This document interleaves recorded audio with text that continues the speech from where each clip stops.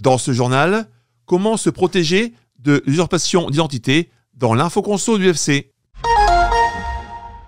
L'infoconsommation de l'UFC Que Choisir de Artois du lundi. Avec nous, Tony Morales, vice-président. Bonjour Tony.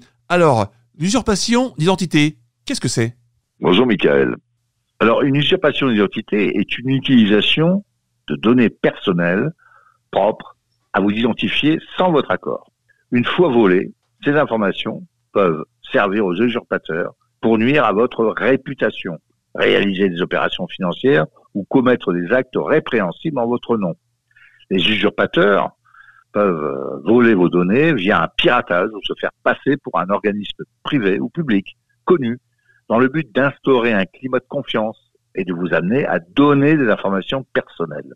Alors, l'usurpation d'identité est un délit pénal. Le fait d'usurper l'identité d'un tiers ou de faire usage d'une ou plusieurs données de toute nature permettant de l'identifier en vue de troubler sa tranquillité ou celle d'autrui, comme on dit, ou de porter atteinte à son honneur ou à sa considération, est puni d'1 an d'emprisonnement et de 15 000 € d'amende. Comment se protéger du vol de ces données personnelles ?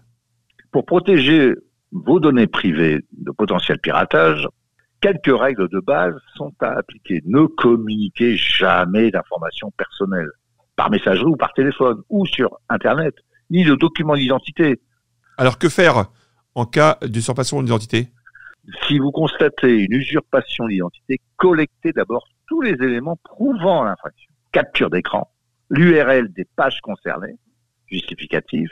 Vous pourrez ensuite vous tourner vers le ou les sites sur lesquels l'usurpation d'identité a eu lieu et leur demander d'intervenir pour la suppression des informations qui vous concernent.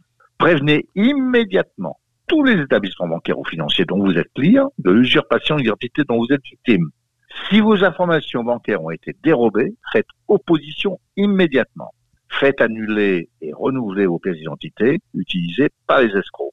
Alors, produisez une attestation sur l'honneur à l'intention de tous les organismes qui vous mettent en cause pour vous justifier que vous n'êtes pas l'auteur des faits reprochés en joignant une copie de la plainte déposée.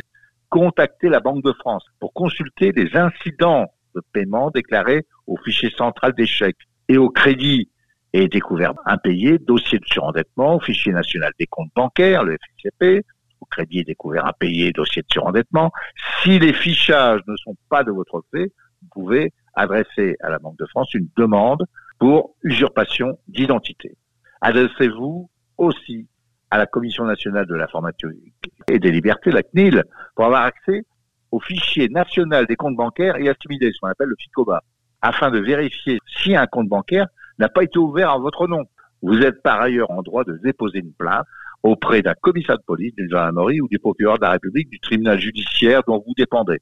L'association France Victime peut vous aider et vous accompagner dans cette démarche. Vous pouvez faire le 116 006 ou aller au point d'accès aux droits duquel vous dépendez, conserver une copie de chaque plainte dans le cadre de vos démarches auprès de vos organismes financiers ou des administrations. Faites au besoin appel à un avocat qui pourra vous aider à vous défendre et faire valoir vos droits. Pour être conseillé dans vos démarches, contactez la plateforme Info Escroquerie du ministère de l'Intérieur. Tony Morales, merci. Je rappelle, vous êtes vice-président à l'UFC Que Choisir de Artois. Plus d'infos aussi sur ce sujet. Et pour les litiges à consommation, direction la Maison des Sociétés, 16 rue Aristide Briand à Arras.